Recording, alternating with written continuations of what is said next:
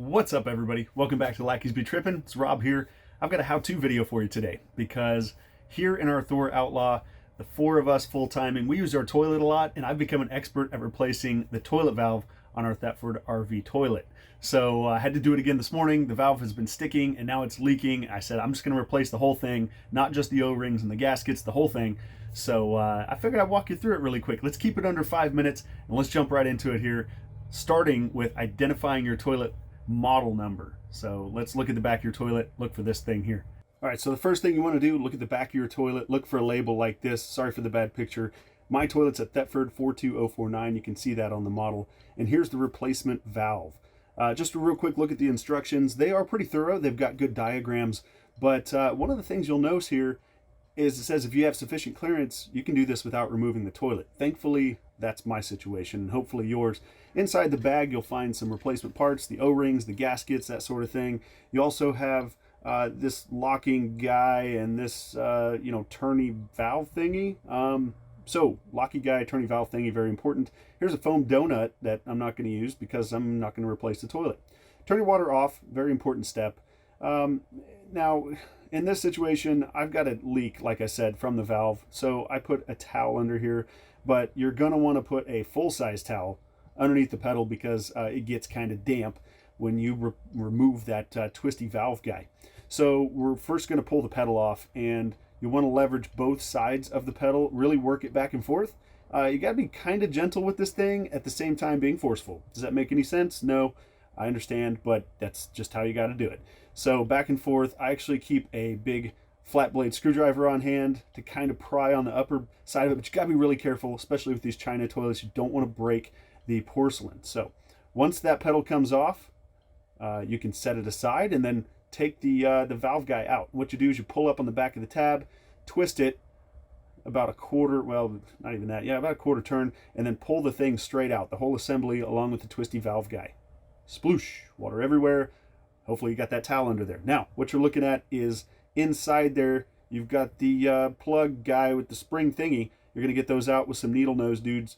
Put those up in there, fish around, and then look, you got the plug thingy with the spring guy, and you're going to put a new one in. I got a magnet here. Instructions say to use a screwdriver, but that doesn't really help.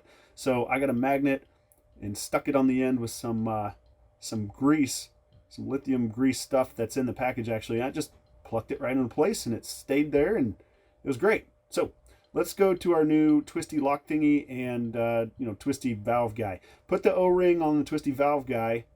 You can see that positioning. That's the open and close. And then you're just going to slide the twisty valve guy in there. Make sure that your ear on the twisty lock thingy is positioned here. And then just twist into place. It's going to go up over that tab and back, and then it's going to lock into place. Click. It's very satisfying, and you're all ready to go. So make sure that you function there. Push that valve all the way down. Now what you're going to do is put the pedal on, and you've got three things that got to line up. First of all, this hole in the back of the pedal's got to line up with that valve.